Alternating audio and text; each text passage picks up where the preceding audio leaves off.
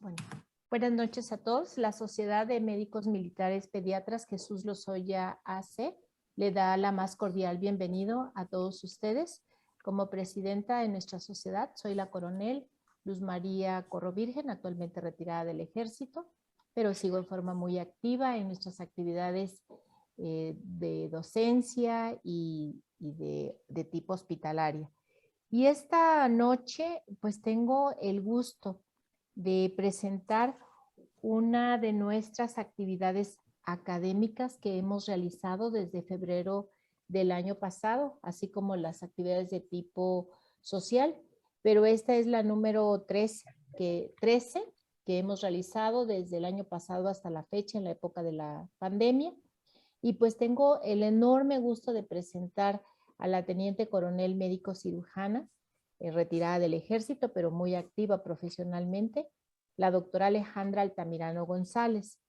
Ella es egresada de la Escuela Médico Militar de la generación 1989-1995, tiene una especialidad en comunicación, audiología y foniatría en el Instituto Nacional de Rehabilitación, avalado por la UNAM, de la generación 2002-2005.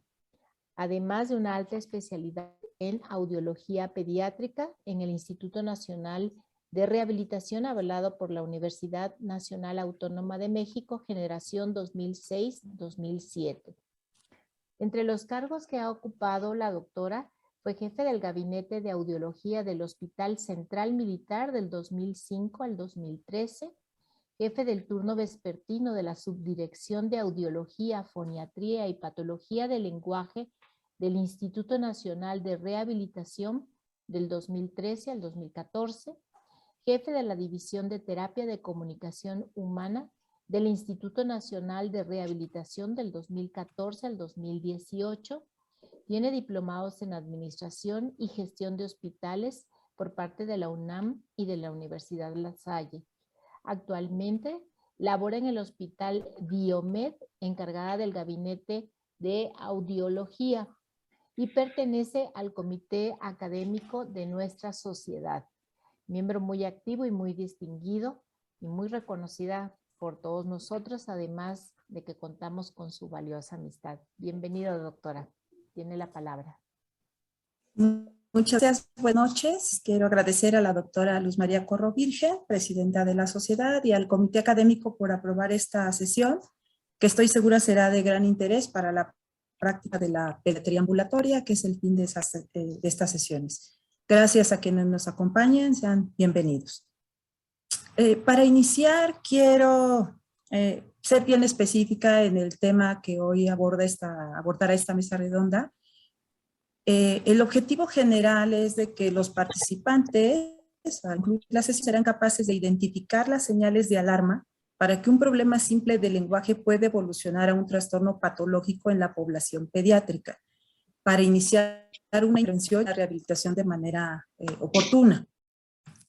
Con esto quiero decirles que no solo nos vamos a referir como al niño que nos mandan exclusivamente al consultorio por un problema de lenguaje, no, para que podamos identificar al paciente pediátrico que va por cualquier otro tipo de problema, sobre todo menores de 6 años, y que podamos identificar un problema de lenguaje que ya amerita una intervención.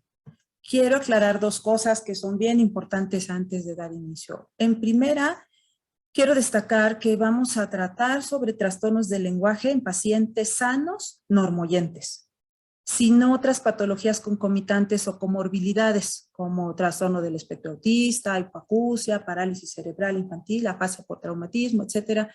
No vamos a abordar eso porque eso sería como tema para una sola sesión. Solo niños sanos, normoyentes, por favor. Otra, vamos a hablar de trastornos del lenguaje, no de habla. Eso es muy, muy importante. O de voz, porque eso sería tema de otra plática que en este momento nosotros no vamos a tocar. Por ejemplo, un niño con fisura labiopalatina tiene un problema de lenguaje, de habla, y no vamos a tocar eso porque podría cursar o no con un problema de lenguaje, ¿no? Entonces ese es un problema de habla que no nos va de momento a interesar. Bien. Otro problema, otra cosa que les quiero invitar es hacer un ejercicio que denominé caso clínico colectivo. Y les quiero platicar lo siguiente. Estos son pacientes pediátricos, en su mayoría del sexo masculino, porque son los que más frecuentemente tienen problemas de lenguaje, y que acuden por problema de lenguaje entre los 2 años y medio y 5 y medio, 6, y que a su servidora les toca verlos como parte de la evaluación que se requiere por problemas, para descartar un problema de hipoacusia. Afortunadamente, la mayoría son normoyentes, y por lo general veo 3 situaciones. La más frecuente es que envían a los niños de la escuela, ya sea guardería o kinder, por un problema de habla. Ojo, la mayoría ponen de habla. Pocos ponen por problema de lenguaje. O bien, la terapeuta de lenguaje nos los envía porque ya llevan los niños cierto tiempo en terapia, incluso hasta 1 año, y no han avanzado en el desarrollo de su lenguaje. Otras 2, la mamá llevó al niño al médico general, familiar, pediatra, otorrino, incluso a veces al audiólogo, y le dijeron que no se preocupara porque el niño era un poco lento, que habría que esperar. No sé en qué guía diga que haya que esperar, ¿no? Otro, la abuela o alguien de la familia, el vecino, les dice que, es que tu papá habló bien hasta los 7 años, ¿no? Entonces hay que esperar.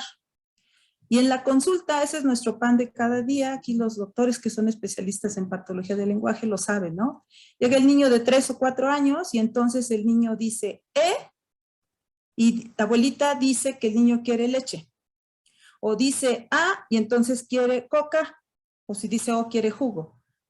Y el niño a esa edad ya debería tener un nivel de lenguaje oracional. Algunas complicaciones que vemos es que estos problemas de lenguaje oracional repercuten cuando empiezan la segunda lengua, que es el lenguaje lectoescrito. ¿Por qué? Porque escriben como hablan. Y entonces los catalogan como disléxicos cuando eso no es la dislexia. Y bueno, en el peor de los casos, lo que a mí me toca ver es que los niños llegan entre los 3 y 5 años con pérdida auditiva media, severa o profunda, y que pues ya perdieron mucho tiempo de su vida sin utilizar sus auxiliares auditivos y no con una terapia de lenguaje, sino requieren una terapia auditiva o una terapia auditivo-verbal. Y ni qué decirles del tema de la terapia de lenguaje. Bien, por eso formamos esta mesa redonda en la que la verdad estoy muy agradecida con los integrantes, gente muy profesional, muy joven, como ustedes podrán ver en un momento. Y en primer lugar les quiero presentar con mucho gusto a la doctora Paulina Morfi Ruiz. Ella estudió la licenciatura de médico cirujano en la Universidad Panamericana, con mención honorífica. Posteriormente cursó la especialidad de comunicación, audiología y foniatría en el Instituto Nacional de Rehabilitación, y después realizó el curso de alta especialidad en medicina en procesos centrales de la audición. Ella está recertificada por el Consejo Mexicano de Comunicación, Audiología y Otoneurología y es miembro activo de la Junta de Gobierno del Consejo. También es miembro de la Asociación Mexicana de Comunicación, Audiología, Otoneurología y Foniatría, y desde el 2019 es coordinador general del Colegio Mexicano de Comunicación, Audiología, Otoneurología y Foniatría. Es una profesional y muy rápido entró a trabajar.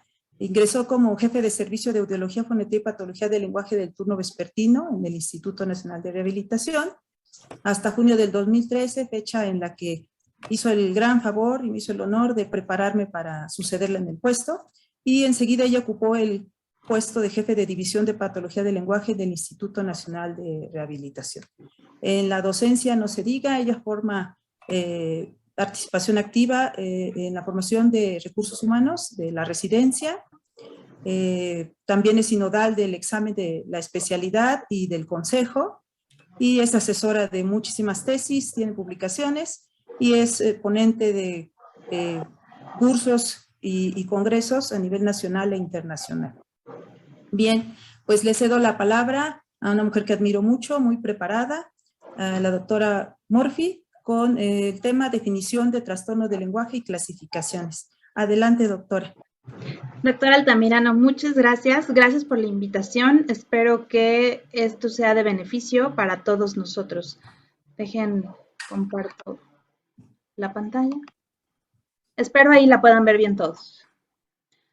Como bien comentó la doctora Altamirano, el tema de hoy y de forma muy rápida, la manera no tan detallada en algunos sentidos, veremos qué es un trastorno del lenguaje y las clasificaciones más utilizadas y la forma en la que se ha intentado clasificar los trastornos del lenguaje.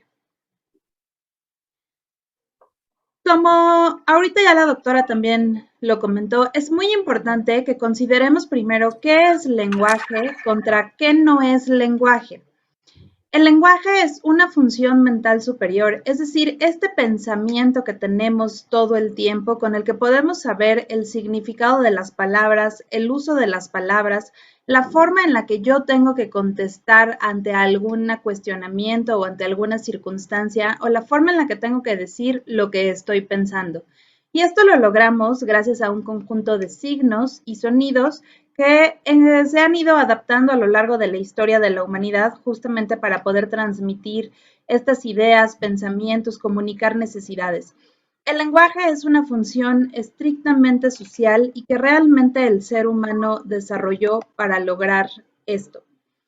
Y es importante que consideremos que este lenguaje es completamente central, es decir, que tanto nuestro cerebro como estructuras subcorticales y de tallo son las encargadas de lograr este cometido. A diferencia de lo que sería el habla, que como tal es el acto motor de este lenguaje, es decir, esta función con la que yo logro a través de mi sistema nervioso central y periférico motor principalmente, ¿no? Lograr el expresar cada uno de los sonidos que yo sé que tengo que utilizar para poder decir una palabra. Entonces, enfocándonos en este lenguaje, sabemos que tenemos áreas de recepción del lenguaje, es decir, todas las áreas prácticamente posteriores, realmente casi todo se encuentra en nuestro lóbulo temporal y con apoyo del parietal y en algunas circunstancias el occipital, para poder entender y distinguir y discriminar lo que yo estoy escuchando y poder saber a qué se refieren con lo que una palabra dice o lo que una persona nos está comunicando.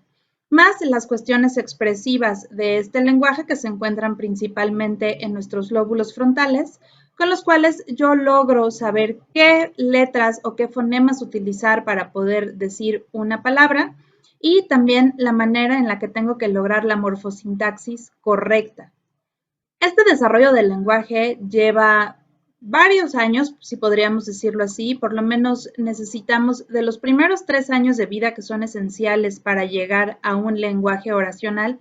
Y este lenguaje no es estático, sigue creciendo durante toda nuestra existencia, logrando que más o menos alrededor de los 6 años tengamos bien interiorizado el lenguaje, es decir, que nuestro pensamiento se logre traducir en un lenguaje y que pensemos con palabras, que al fin y al cabo esta es la gran importancia de nuestro lenguaje.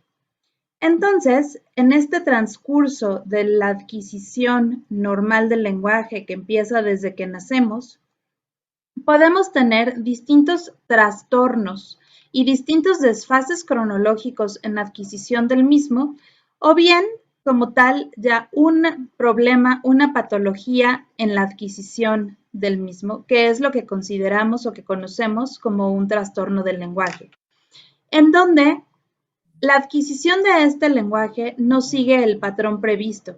Hay algunos signos de alarma que es importante que vayamos considerando, es decir, un niño que al año de edad, por ejemplo, no nos diga palabras sueltas, es decir, una sola palabra con el que pueda implicar varios asuntos, por ejemplo, decir leche con lo que está pidiendo, ya sea agua, jugo, leche, cualquier líquido. Y entonces, si al año de edad aproximadamente no estamos en palabras, si al año y medio el niño no tiene más de 50 palabras desarrolladas que pueda expresar, que no diga alguna onomatopeya, que alrededor de los 2 años no logre juntarnos 2 palabras y que llegando a los 3 años aún no se encuentre con oraciones, es importante que consideremos que esta adquisición ya no está siguiendo el patrón previsto. O bien, siempre y desde un principio y desde el momento que sea posible valorar la comprensión ante órdenes simples como sería alrededor del año, ¿no? Con el típico di adiós, haz ojitos, sonríe, manda un beso, que igual no estén entendiendo a qué nos referimos. Y entonces se traduce esto en un déficit significativo con la comunicación del significado o mensaje a otros, es decir, que yo no soy capaz de comunicar lo que quiero, ya sea porque tengo una imposibilidad para decir algunos fonemas o porque no logro todavía estructurar el lenguaje en la etapa en la que corresponde para cada edad, que se traduce justamente en esto, en un trastorno del lenguaje expresivo. O bien el otro gran grupo que sería un trastorno del lenguaje receptivo, en donde la dificultad está en el entendimiento o comprensión del mensaje. Y aquí se puede ir desde cuestiones muy gruesas, desde el no entender cuestiones sencillas del de dame la mano, pásame la pelota, hasta situaciones muy específicas como el no entender el sentido figurado de algunas palabras o la posibilidad de utilizar una palabra con diferentes significados acorde al contexto. Ahora, es importante que consideremos que alrededor del 12 al 19% de los niños en edad preescolar pueden presentar un trastorno del lenguaje.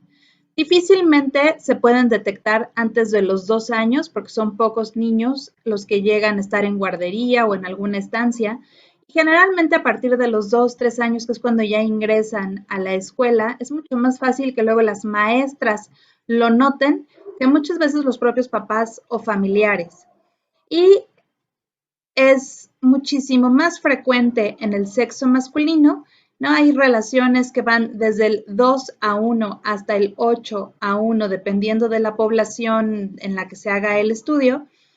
Y lo que sí es también que se ha estudiado es que el sexo femenino generalmente cuando llega a tener alguna alteración, llegan a tener cuadros un poco más severos.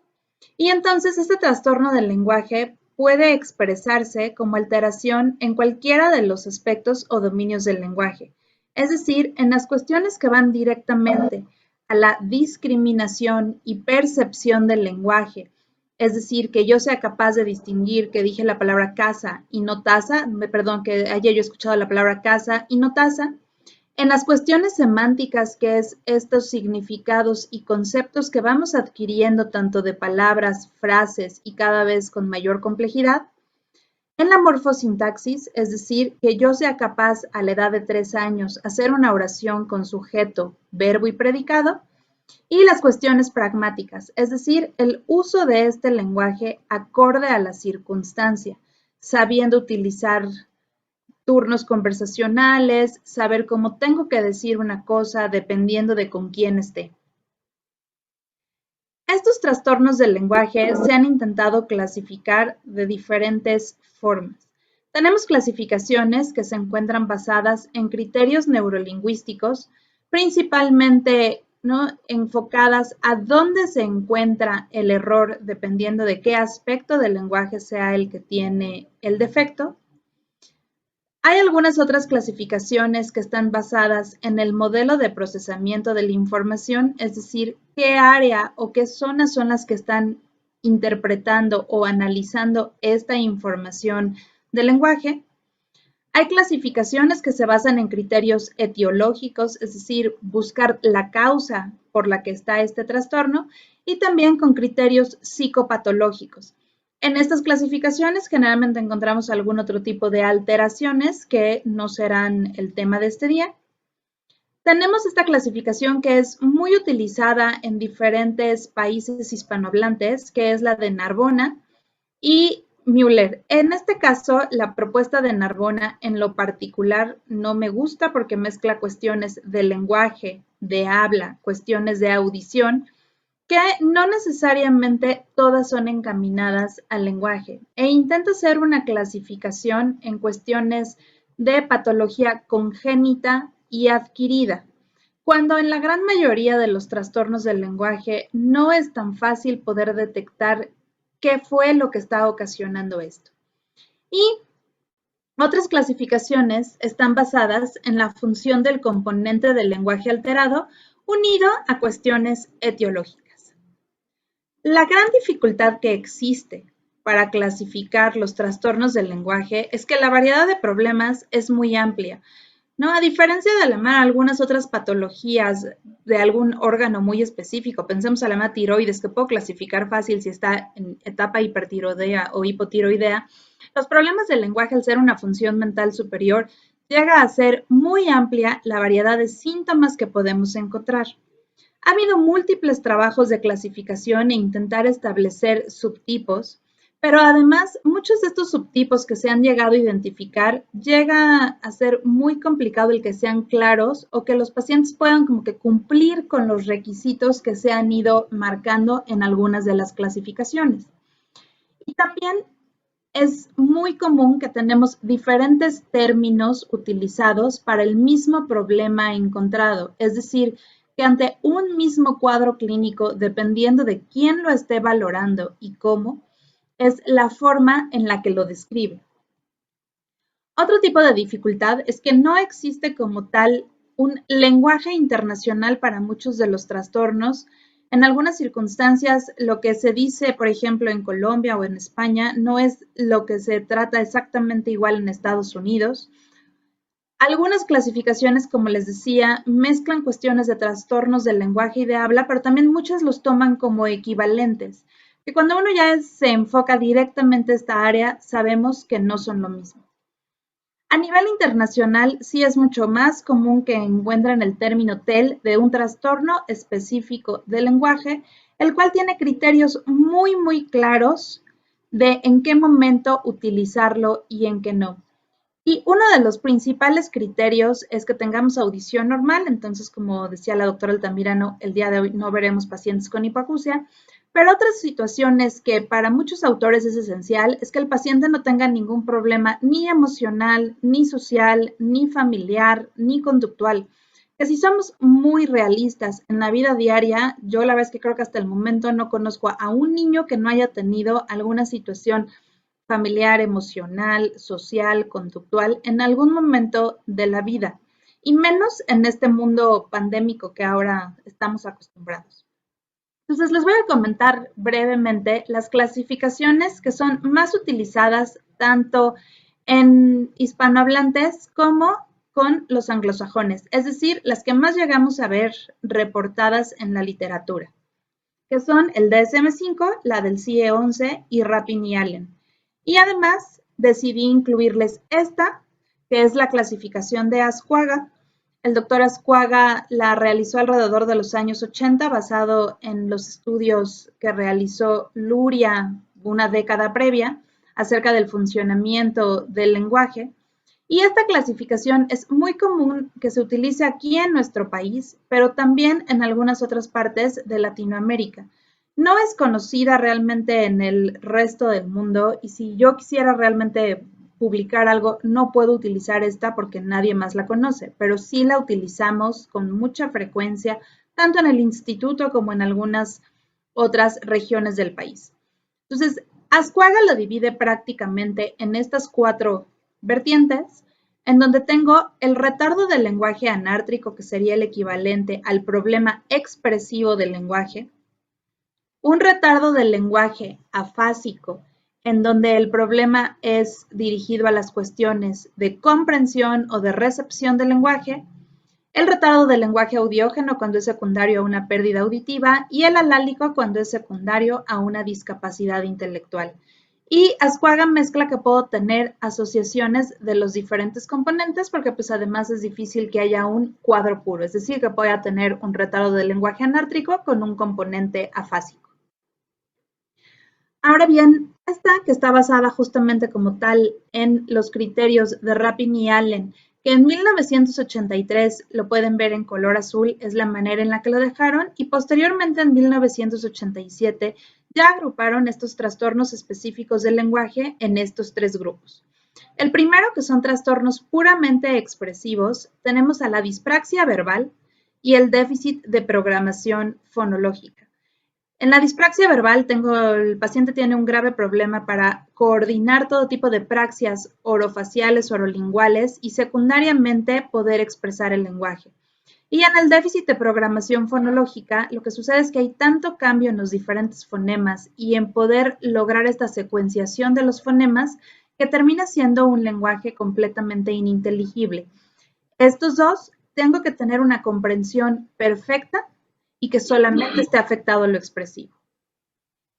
En las cuestiones mixtas, donde tengo problemas tanto expresivos como receptivos, se encuentra el déficit fonológico-sintáctico, en donde tengo problemas tanto para la discriminación y percepción del lenguaje, como para la sintaxis del mismo. Y un cuadro completamente severo, una agnosia auditivo-verbal, en donde llego a una incapacidad total para poder distinguir el lenguaje y cualquier otro tipo de sonido. Y los trastornos de procesamiento de orden superior, en donde se encuentra el déficit léxico-sintáctico, en donde tengo problema para la recuperación léxica de las palabras e igual la sintaxis, y el semántico-pragmático, en donde tengo un problema tanto para la comprensión como para mi uso del lenguaje. Este último, más común en pacientes con algún trastorno del espectro autista. Y en general la clasificación de Rapin y Allen incluye cuadros mucho más severos de lo que, o con una sintomatología más severa que muchos de los pacientes no presentan y que por eso es que seguimos utilizando la clasificación de Ascuaga, que me permite tener cuadros más leves. Ahora bien, en el DSM-5, dentro del capítulo de trastornos del desarrollo neurológico, tenemos los trastornos de la comunicación, en donde, con las claves que ven aquí, dentro de trastorno del lenguaje de forma general, pues, se encuentra también el trastorno fonológico, cuando solo tengo problema para la pronunciación o el manejo de los distintos fonemas. Aquí está mezclado un problema de habla, que sería el trastorno de la fluidez, un trastorno de la comunicación social, que es justamente cuando tengo alteración en la pragmática del lenguaje, y como en todo el DSM-5, todas las cuestiones no especificadas. Entonces, termina siendo un poco corto para muchos de los pacientes y para muchas de las cosas que vemos en el día a día. Dentro del CIE 11, porque como ustedes saben, salió hace apenas, ¿no?, unos par de meses, en el número 6A01.2 están todos los trastornos del desarrollo del lenguaje, en donde para yo poder incluir a un paciente con este diagnóstico, tengo que tener dificultades persistentes en adquisición, comprensión, producción o uso del lenguaje. Forzosamente tiene que ser en la primera infancia. Está ocasionando limitación en este individuo para comunicarse. La capacidad ya sea de comprender, producir o usar el lenguaje está por debajo de lo esperado para la edad, pero además este problema no puede ser explicado por ninguna otra patología. Y estos son los nuevos diagnósticos que quedan en el CIE 11. El trastorno con desarrollo tanto en cuestiones receptivas y expresivas, el trastorno del desarrollo del lenguaje con deficiencia principalmente en las cuestiones expresivas, las que están principalmente en el área pragmática, los de otro tipo de deficiencia específica del lenguaje, es decir, que no podemos determinarlo en alguno de estos, otros trastornos especificados y los que siempre están sin especificación. Aquí el problema de la CIE 11 es que nos quitaron, a diferencia de como estaba en el CIE 10, el trastorno del lenguaje con deficiencia principalmente en el lenguaje receptivo, que en el día a día la verdad es que más o menos ahí se va como la mitad de los pacientes con cuestiones expresivas, como la otra mitad con cuestiones receptivas. Entonces, queda también nuevamente un poco corto, pero pues igual de forma cotidiana es posible utilizarla. Y termino esto con la presentación con esta frase de Samuel Johnson que dice que el lenguaje es el vestido de los pensamientos. Entonces, por eso es esencial detectar en cualquier momento el que tengamos un trastorno del lenguaje. Muchas gracias.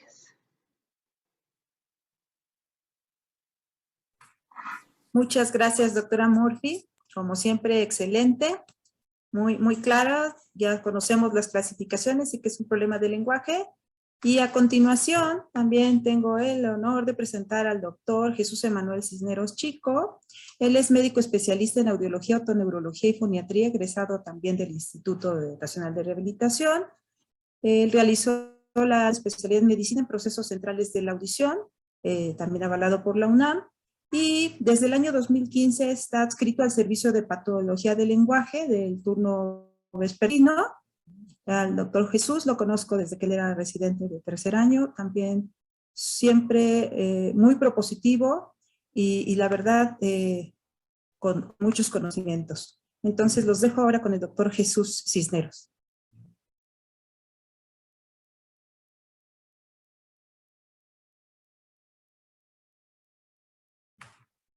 Jesús, si gustas compartir tu pantalla.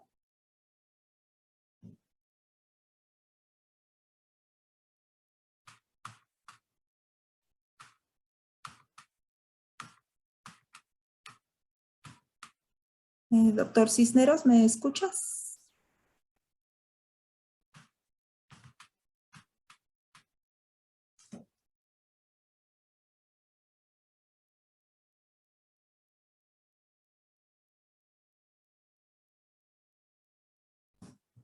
Doctor Cisneros, por aquí ya lo tenemos. No sé si tenga algún problema con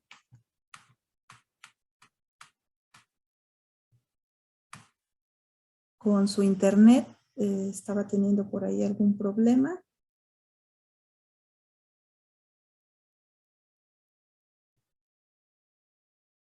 Creo que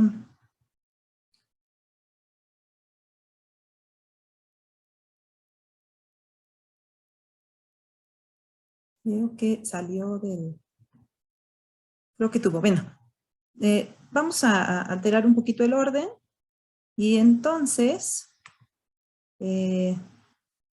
voy a dar paso a la tercera ponencia, que está a cargo de la maestra Ana Jocelyn Esquerro Zamudio.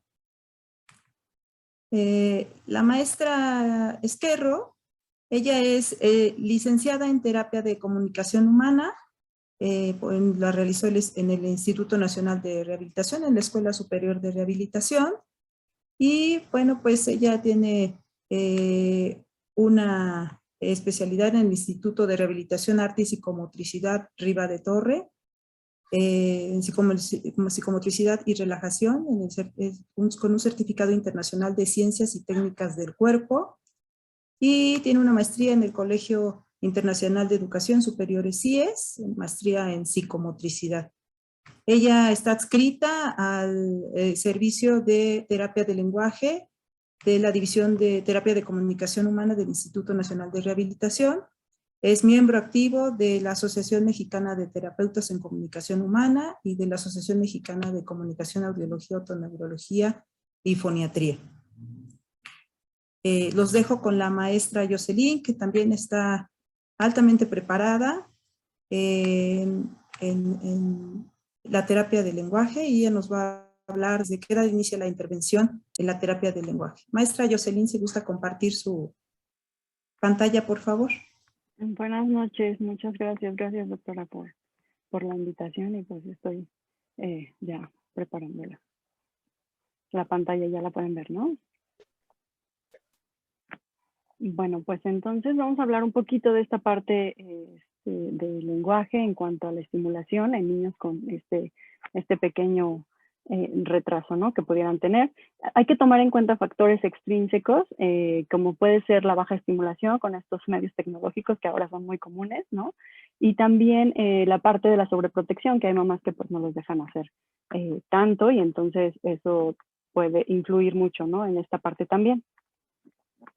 También hay factores intrínsecos, como puede ser esta parte de la discriminación auditiva, como nos comentaba la doctora Morphy, factores congénitos, disfunciones en el aparato fonoarticulador, cuestiones en cuanto a respiración, fonación y articulación ya propiamente, y pues hay que tomar todo eso en cuenta.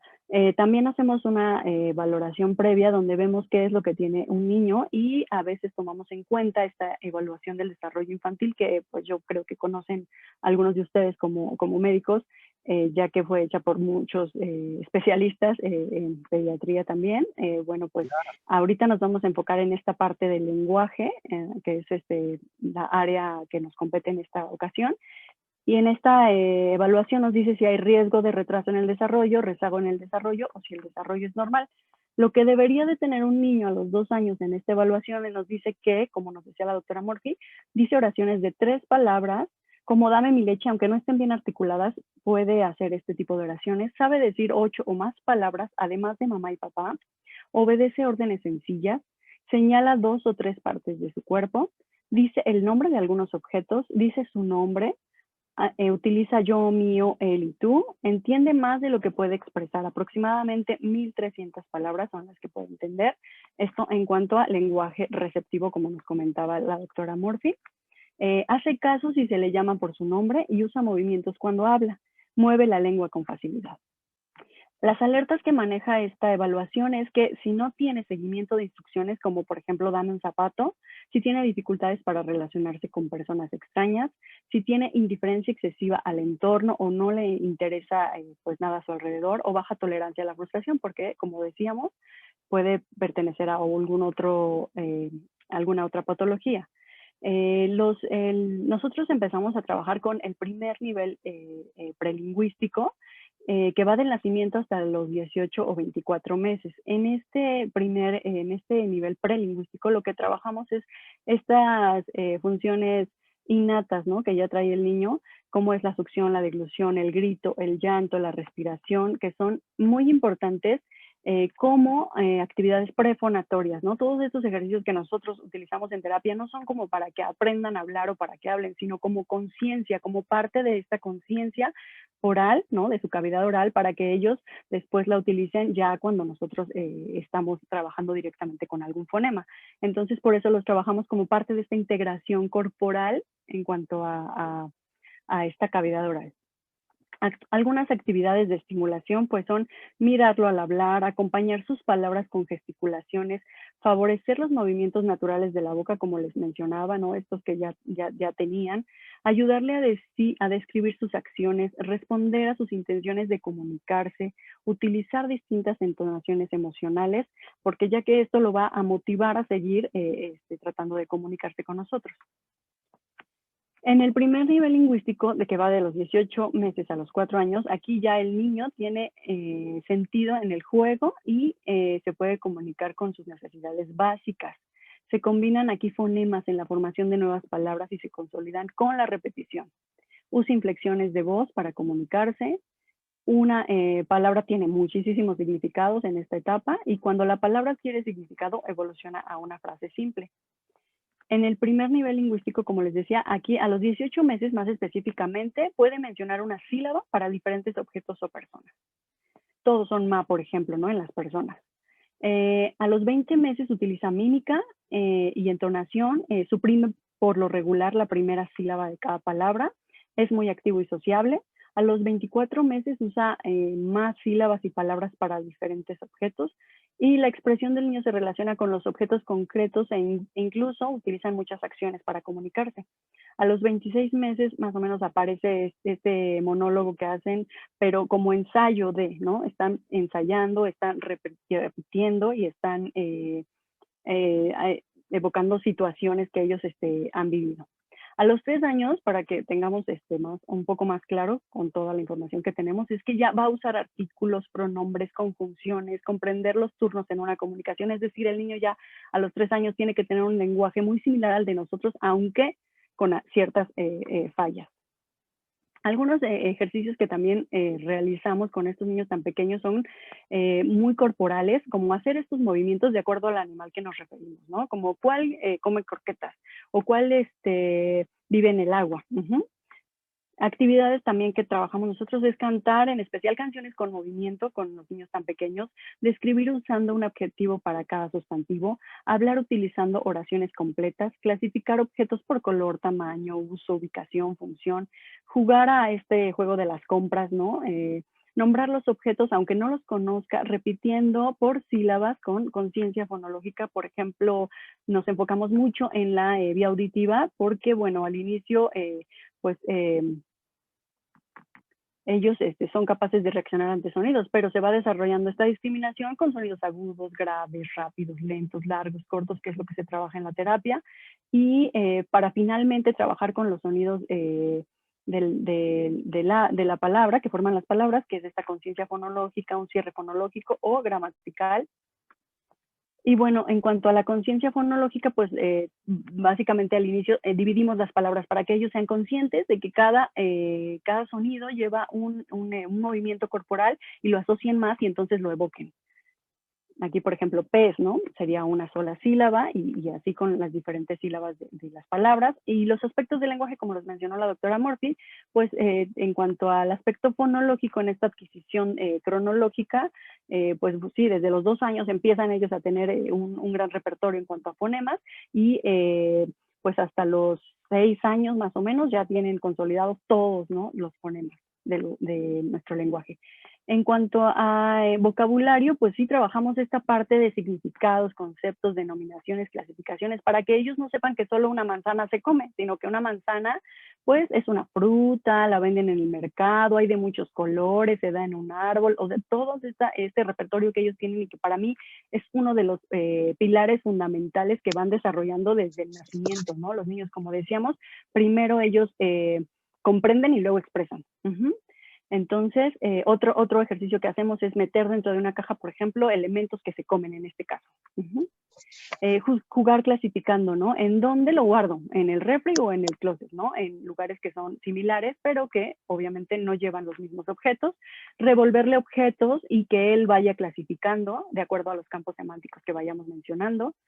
¿Qué clasificaciones podemos hacer? Pues como las básicas y las esenciales para ellos de su contexto, cosas que se comen, ropa, animales, juguetes, y bueno, así diferentes clasificaciones que se pueden hacer. Como les decía, para que ellos tengan mayor concepto en cuanto a una sola palabra, ¿no? O a un solo objeto. Tengan toda la variedad que pueden hacer. En cuanto a al aspecto morfosintáctico, que es esta estructuración del lenguaje o reglas gramaticales para que todos entendamos lo que están diciendo, nosotros empezamos trabajando con lotería, que puede ser una lotería básica, ¿no?, de casa, o en la lotería de sonidos para seguir trabajando esta parte de la discriminación auditiva, y ahí estamos uniendo primero el artículo y el sustantivo. Trabajamos mucho con la parte corporal, como les decía, es muy importante que ellos reconozcan su cuerpo para que entonces lo puedan proyectar. Trabajamos mucho la parte del cuento también en este aspecto. Por ejemplo, este cuento de los cocodrilos no se cepillan los dientes, pero yo sí. Y este cuento nos va a evocar mucho a que hagamos referencia a que el niño escuche la palabra y la intente repetir. Por ejemplo, los elefantes no se suenan la nariz, pero yo sí. Y así va el cuento, ¿no? Diciéndonos esta palabra para que él intente evocarla y trabajemos esta estructuración del lenguaje. Y en cuanto al aspecto pragmático, que es casi de los últimos que se adquiere, pero no menos importante, es uno de los más importantes, este uso contextual del lenguaje, ¿no? ¿En dónde voy a usar el lenguaje? Por ejemplo, si al niño le decimos, cómete esa papa, ¿no? Él sabe que es una papa, y si le decimos, mira, ahí viene tu papá, entonces por entonación y por contexto, el niño puede entendernos esta parte, ¿no? Aquí hay algunos ejemplos de lo que pudieran ellos interpretar de acuerdo al contexto y a lo que le estamos diciendo para que lo clasifique en cuál sería su respuesta, ¿no? Hacia esta situación. Y pues bueno, les agradezco mucho y creo que no sé si va a pasar el doctor Cisneros o... Muchas gracias, Jocelyn. Mil gracias por estas aclaraciones que son muy importantes, porque cuando nosotros designamos la terapia o la indicamos, hay que especificar qué es lo que queremos que ustedes trabajen más, ¿no? Quizás en un problema expresivo, más enfocarnos al aspecto fonológico y morfosintáctico, y quizás en uno receptivo más a esta cuestión semántica. Bien, ya tenemos con nosotros mil gracias, Jocelyn, ya tenemos con nosotros al doctor Jesús Cisneros. Doctor Jesús, si gusta compartir su pantalla. Por favor, doctora, si me puede apoyar compartiendo usted la presentación, es que me tuve que conectar en otro dispositivo. Claro que sí, ahorita la voy pasando. Un segundo.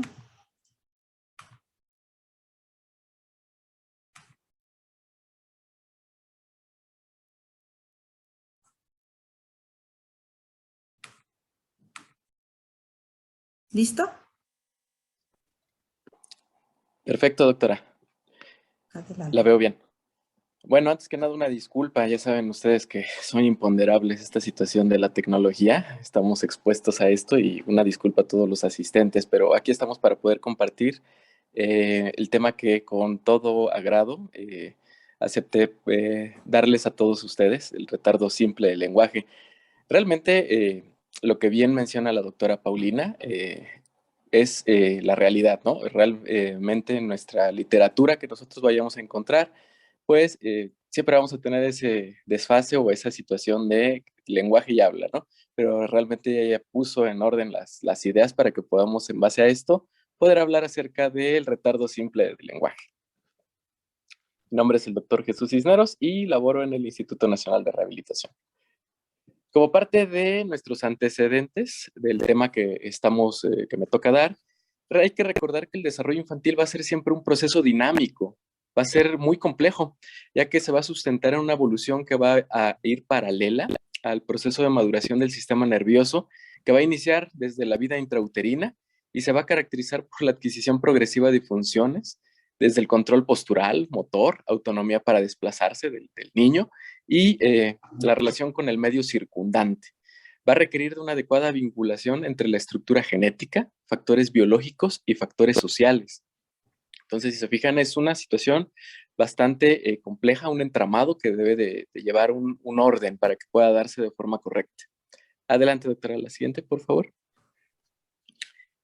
El aprendizaje de la lengua materna o del idioma va a ir junto con el adecuado desarrollo psicomotor, que como bien lo comentaba la doctora, pues no nos vamos a meter en situaciones donde nuestros niños estén con retrasos psicomotores, retrasos o problemas neurológicos, psiquiátricos o algún otro detalle de audición que pudiera tener nuestro paciente. En este caso estamos hablando de niños con un desarrollo hasta cierto punto normal, donde solamente tenemos las fallas en el lenguaje.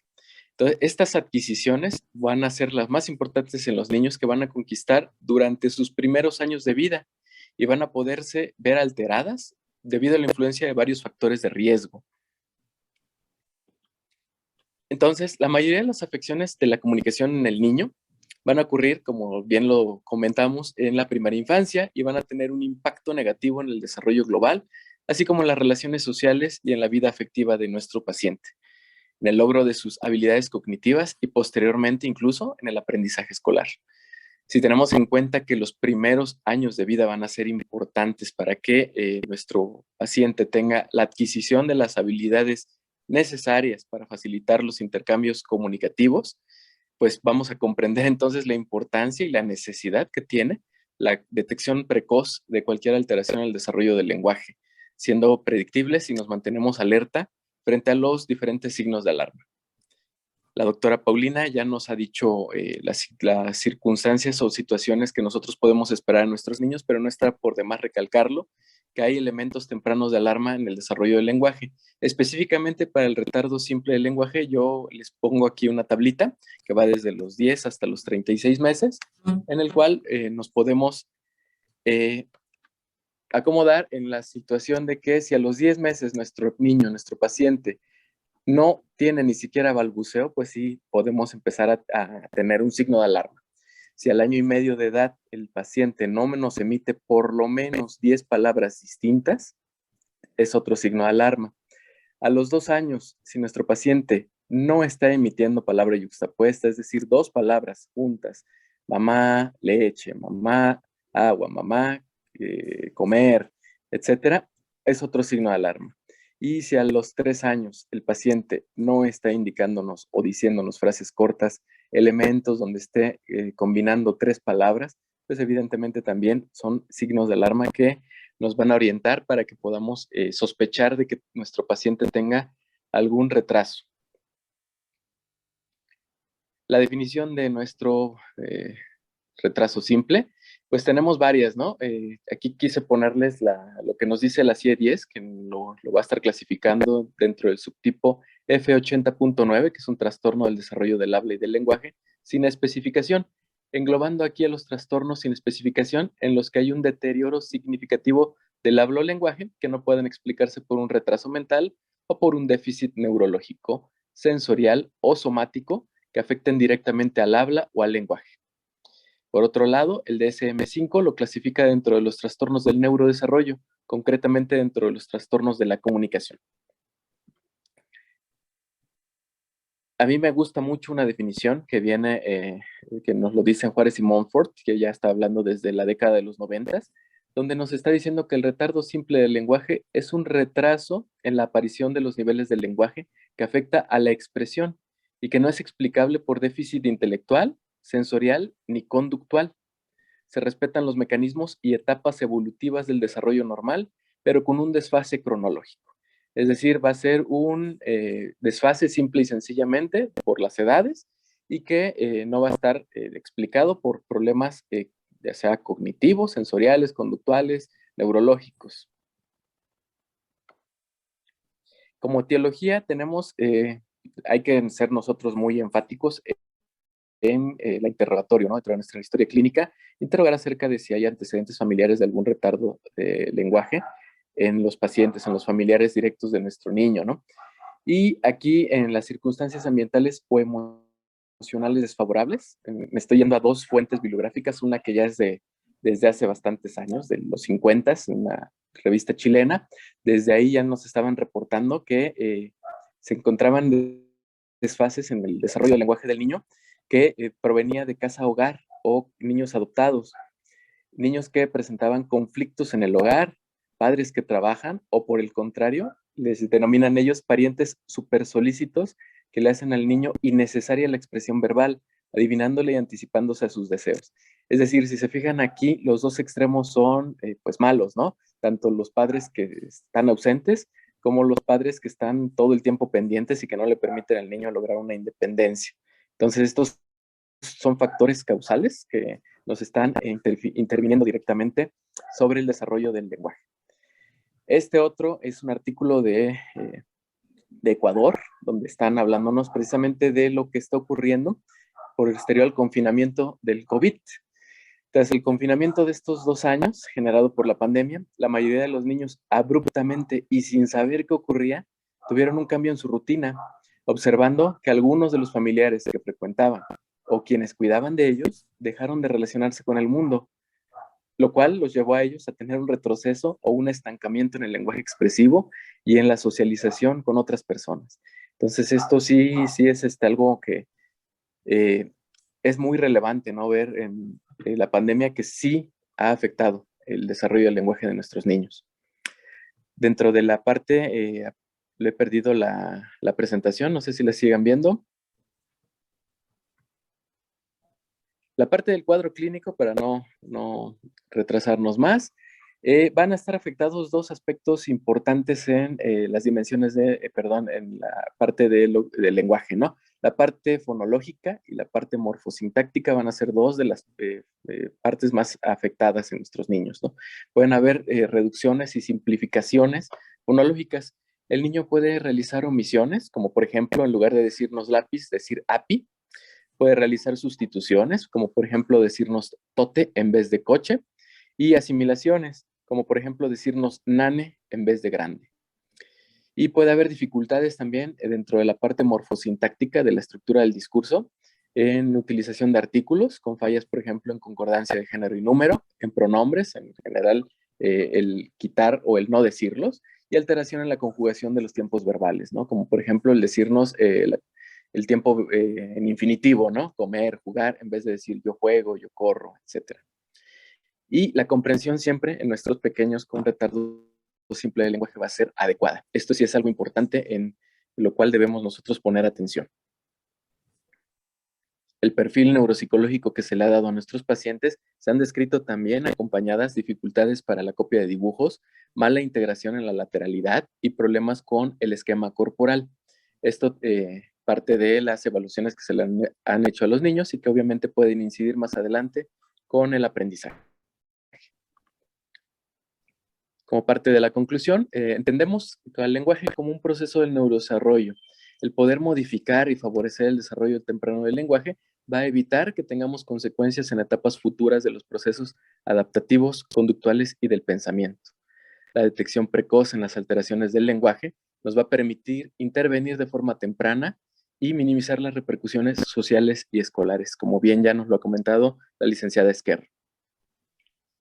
Les agrego al final una diapositiva en la cual nos está la UNICEF en su página, nos está comentando acerca de la importancia de los padres. Nosotros como padres podemos intervenir directamente en la estimulación de nuestros niños, ¿no? Si nosotros estamos constantemente platicando con ellos, explicándoles las situaciones, vamos a favorecer precisamente el desarrollo del lenguaje de nuestros niños, evitando obviamente posteriormente el poder mandarlos a una terapia. Entonces la situación aquí siempre es la prevención. Entonces, esta es la parte del aporte que yo les estoy indicando y bueno, poder pasar con la doctora Altamirano para la siguiente parte de nuestra pregunta, ¿no?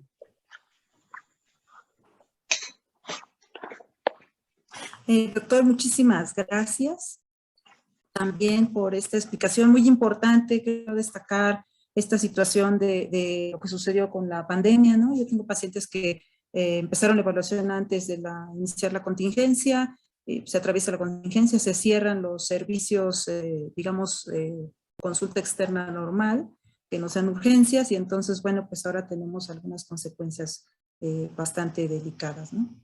Bien, quiero dar paso a una serie de preguntas, y en primer lugar, pues yo les quiero preguntar, dirigido a la doctora Murphy y al doctor Cisneros. Entonces, ¿a qué edad decimos que un paciente pediátrico ya presenta un problema de lenguaje?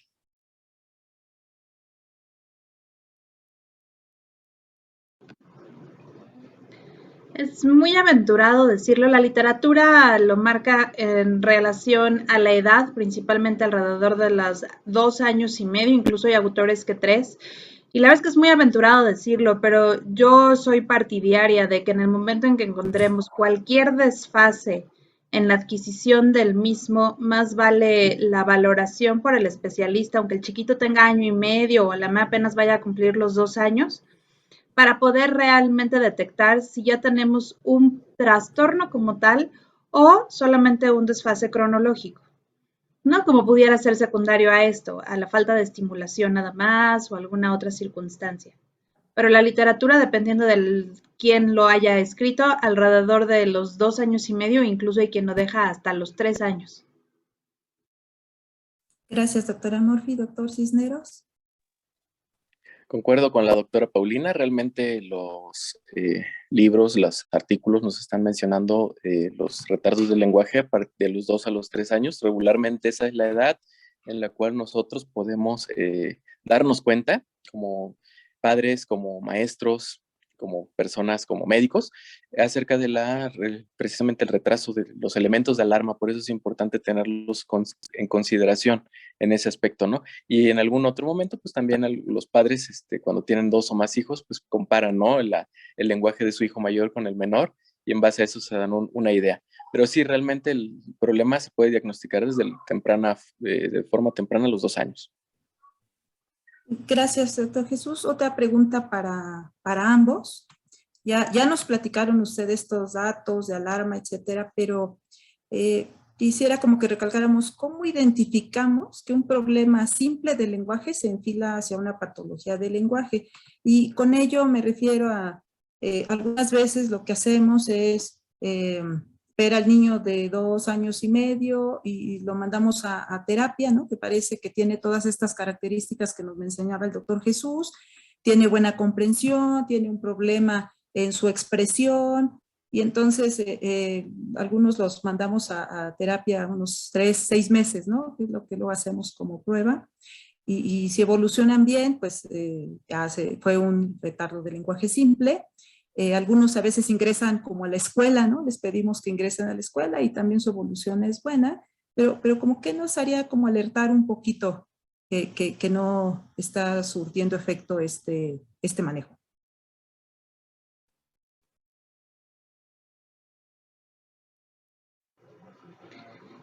Lo principal es la evolución o los avances que se van presentando en terapia, y por eso yo creo que siempre la excelente comunicación y un trabajo estrecho entre el área diagnóstica y la terapéutica, debido a que puede ser que el paciente cumple con todos los criterios en el momento en que yo como médico lo atendí, lo mando a terapia y cuando tienen la familia perfecta, que realmente se portan bien, que acuden a terapia, que hacen todos los ejercicios, pero comienza a tener algunas otras alteraciones o el avance no es como el esperado o se aumenta el problema por alguna otra situación, entonces ya podemos sospechar que entonces estamos enfrentándonos bien a un trastorno específico del lenguaje. Gracias. Doctor Cisneros, ¿algún comentario? De acuerdo con la doctora, efectivamente, si nosotros dentro de la terapia que se le está dando a nuestro paciente observamos, les comentaba yo dentro de las partes del retardo simple, que lo que más afecta son los aspectos fonéticos y morfosintácticos. Si vemos que se está afectando también o ya está empezando a afectarse el aspecto pragmático, el uso que le da el lenguaje el niño, o que hay fallas importantes a nivel semántico, o que empieza a haber fallas en la comprensión a nuestro niño a pesar de la terapia, en este caso ya podemos irnos enfocando hacia alguna situación ya de un retardo o un trastorno específico. Bien, muchas gracias. Para la maestra Jocelyn. Maestra, con frecuencia es un problema decidir como en qué momento iniciamos una terapia, porque incluso muchas veces pasa con la audiometría, que les dicen a los papás, no es que está muy chiquito, hay que esperar un tiempo, ¿no? O igual con la terapia, o muchas veces dicen, no, hay que esperarnos a que esté más grande. Una pregunta importante, ¿a partir de qué edad se puede realizar la terapia de lenguaje? ¿O usted a partir de qué edad lo hace? Porque yo recuerdo muy bien, usted ahí en la división era de las pioneras junto con la doctora Murphy, en que se iniciara la terapia a partir de los 2 años aproximadamente. ¿Qué nos platica al respecto?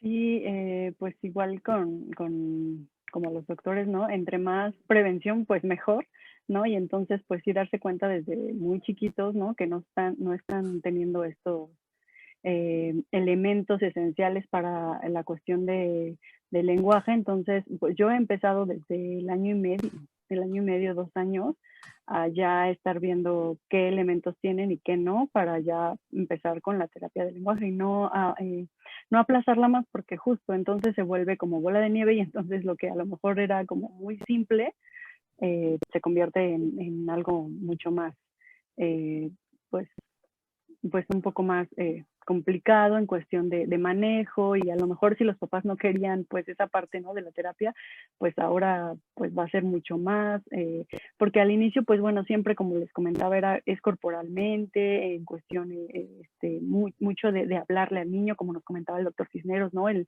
platicar con ellos, dejarlos que se expresen, a veces estas mínimas unidades que nos dicen, ¿no?, de algo que nos quieren expresar, a veces como que los papás, o sea, no, o los mismos médicos como que, no los pelan mucho, ¿no? Y a veces eso es importantísimo para los niños porque es esa intención que están teniendo, ¿no?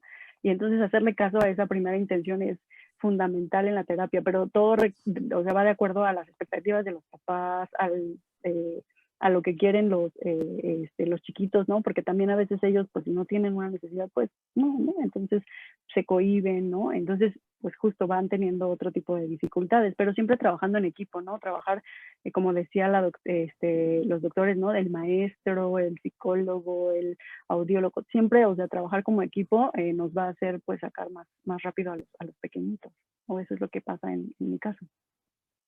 Muchas gracias. Entonces digo, sí es importante que sepamos todos que podemos iniciar terapias, como decían los integrantes de la mesa, desde que detectamos un desfase, ¿no? Ya podemos iniciar una terapia. Y yo sé muy bien, me tocó vivirlo con usted, ¿no? Lo difícil que es saber a veces manejar a niños que son muy consentidos, muy sobreprotegidos, lloran 3 sesiones de terapia seguidas antes de que se dejen trabajar, etcétera. Algo que nos decía el doctor Jesús, estos factores como la sobreprotección de la familia, la dinámica familiar, nosotros en el instituto le llamamos familias disfuncionales, el bullying en la escuela porque no hablan bien, y también algo muy, muy importante que yo quiero destacar, 2 cosas. Una es que también luchamos muchas veces contra la negación de los padres del problema, ¿no? Y su falta de colaboración en algunos casos, porque también hay papás que le trabajan muy bien, su falta de colaboración porque algunos papás piensan que es como la escuela, ¿no? O sea, los mando a la escuela para que ahí me los eduquen, o lo llevo a la terapia para que ahí sea donde aprenda, cuando la terapia es un todo, ¿no? Esta colaboración con los padres que usted decía. Y también destacar que muchas veces hay que tener cuidado cuando enviamos a un niño a terapia, porque suelen mandarlos con psicólogas, ¿no? Y entonces, pues esa no es la finalidad, tiene que ser con una licenciada en terapia de comunicación humana o con un licenciado en audición y lenguaje, o con un psicólogo que esté especializado propiamente en neuropsicología, ¿no? Porque así con cualquier psicólogo creo que no estoy de acuerdo en ello, ¿no? Bien, vamos a contestar algunas preguntas del chat. Y doctor López Virgen, está usted levantando la mano. Adelante, por favor. Hola, buenas noches. Vi una diapositiva en donde está un niño con un celular. ¿Qué tan malo es? En la actualidad es muy común ver a niños con celulares jugando, distrayéndose. ¿Qué tan malo o qué tanto retrasa, mejor dicho, el desarrollo del lenguaje, el uso de un celular? O sea, los papás ahora usan el celular para mantener quieto al niño, para mantenerlo, pues para que no esté molestando, como dicen, ¿no? Entonces, ¿qué tanto afecta el desarrollo del lenguaje, el uso de celulares o esas distracciones electrónicas, digamos? A mí me gustaría responder esa pregunta, doctor Altamirano. Adelante, sí, Jesús. Sí, mire, realmente vamos como por etapas, ¿no? O sea, en los 90s se satanizaba o se hablaba mucho de los videojuegos, ¿no? Respecto a que se distraían los niños, empezaban a ser violentos, etcétera. Ahora la situación tecnológica nos ha llevado y obviamente la pandemia, a la situación de estar con las redes sociales, con los juegos, etcétera, en el cual a veces los padres no tenemos el control, ¿no? Incluso a pesar de que tengamos el control parental, los niños se meten en algunos links, etcétera, y pueden llegar a tener tiempos, digamos, exagerados. O sea, aquí es como todo, ¿no? Si nosotros les dejamos ciertas actividades a nuestros niños a realizar, y ellos se la pasan mucho tiempo en ciertas actividades, como por ejemplo, como bien lo comenta, el teléfono, la tableta, el celular, pues realmente entre más tiempo pasen, es el desfase que puede llegar a también a tener, ¿no? O sea, si nosotros controlamos todo esto como padres, podemos a lo mejor dejar los 15, 20 minutos diarios y sin ningún problema podemos continuar con todas las actividades propias que debe de tener un niño para el desarrollo motriz, sensorial y obviamente escolar que debe de tener, ¿no? Entonces, yo considero, en mi opinión, y la experiencia, que pueden llegar a hacer un buen apoyo, ayuda, incluso hay aplicaciones que nos ayudan en las terapias y que los podemos utilizar, pero siempre bajo el criterio de los padres y obviamente controlando el horario. Bien, también tenemos una pregunta en el chat y nos pide doctora Norma, ¿hasta qué edad se considera retraso simple del lenguaje?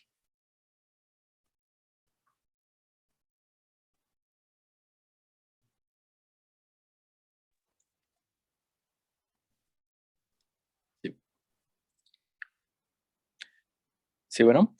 Sí. Realmente la literatura nos habla de que podemos estar todavía hasta los 3 años pensando si solamente está presentando las fallas, como les comentaba, a nivel fonético, a nivel morfosintáctico, con una buena comprensión y sin ninguna otra cuestión agregada ahí, de algún padecimiento neurológico, psiquiátrico, conductual, podemos estar hasta los 3 años pensando en un retardo simple del lenguaje.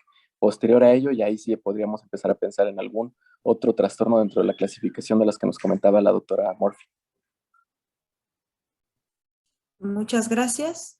Creo que ha sido muy nutritiva esta charla para que todos podamos saber en qué momento intervenir a un paciente pediátrico con un problema de lenguaje que ya se considera como una patología. La verdad es que agradezco mucho a la mesa, ya no veo más preguntas, ni tampoco a alguien que levante la mano. Esto que sucedió hoy en la sesión, de verdad que muy interesante, porque por ahí en la encuesta que hicimos pre-sesión, hubo muchas dudas, ¿no? Muchas dudas que ya fueron aclaradas en este momento. Y bueno, pues quiero cederle la palabra a la doctora antes de pasar las constancias. Doctora Corro, por favor. Mil gracias a los integrantes de la mesa. Gracias. Muchas gracias, doctora Alejandra. Fue una plática en realidad muy extensa, muy interesante. Agradecemos la presencia de nuestros compañeros pediatras, no solamente de la Sociedad de Médicos Militares Pediatras, sino de mis compañeros pediatras civiles, por decirlo así, del grupo de los compañeros de médicos militares que se han unido y han estado muy atentos a nuestras reuniones. En realidad siempre habíamos sido muy cerrados en el número de personas que están asistiendo a nuestras reuniones. En esta ocasión hicimos una excepción porque la verdad son tan excelentes estas pláticas como ustedes habrán visto, personas que tienen un amplia currículum y que están empapadas del tema, que pues nos pareció ahorita interesante compartir pues con todos ustedes este tipo de sesión. Desgraciadamente tuvimos unos problemas técnicos y no se pudo pasar a Face Live, pero se grabó la sesión y para el que esté interesado, que sepan que quiere saber, quiere escucharla, pues con mucho gusto le pasamos el link. Agradezco muchísimo a todos, en especial a la doctora Alejandra Altamirano González y pues a todo el comité académico que mes tras mes evaluamos la calidad de decidimos primero qué tipo de sesiones presentamos y después hacemos nuestra retroalimentación respectiva. Muchísimas gracias a todos. Gracias, doctora Luzma. Pues aquí están las constancias. Y dice así: Sociedad Mexicana de Médicos Militares Pediatras, Jesús Lozoya Solís, AC, otorga la presente constancia a la doctora Paulina Concepción Morfi Ruiz por su destacada participación como ponente en la sesión académica de retraso en el desarrollo del lenguaje. ¿Hasta cuándo se considera un retraso simple? Igual al doctor Jesús Manuel Cisneros Chico, muchas gracias. Y a la maestra en psicomotricidad, Ana Jocelyn Esquerro Zamudio. Hay muchas felicitaciones en el chat.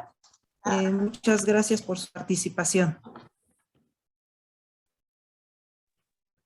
Buenas noches a Gracias todos. por la invitación y a toda la comunidad de militares, pediatras militares. Un abrazo. Esperemos poder colaborar, ¿no?, con ustedes en todo este aspecto, sobre todo por el bien de nuestra niñez.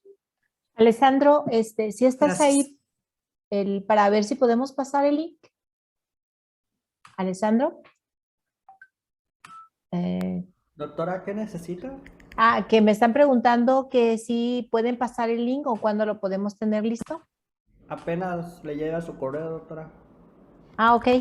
Y entonces lo podemos compartir si gustan directamente con alguno de los socios, con la doctora Altamirano o con una servidora, con mucho gusto yo se los paso el link.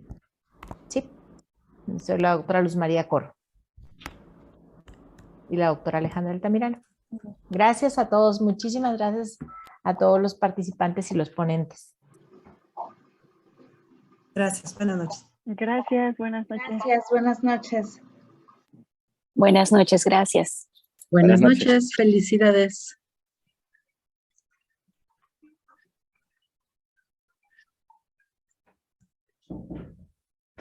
Aquí se cierra.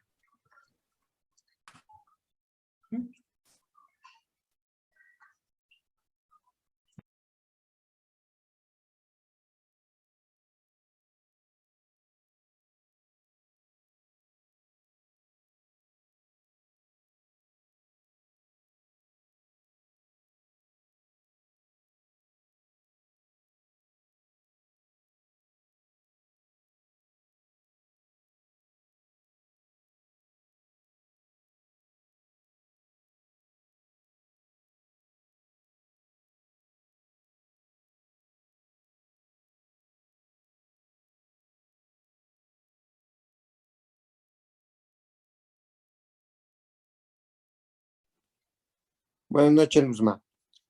Buenas noches a todos.